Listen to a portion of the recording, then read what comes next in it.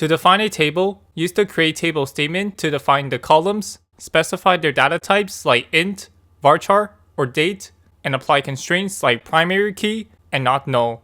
You can also define a table by referencing an existing one. For inserting data, use insert_to, followed by the table name. Optionally, specify the column names, then provide the values to be inserted in the same order. To modify existing data, use the update statement by providing the table name, using set to assign new values, and optionally use where to target certain records. To delete entries from a table, use delete and specify the table name.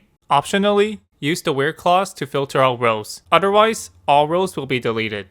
The drop table statement permanently deletes a table along with all its data, completely removing it from the database.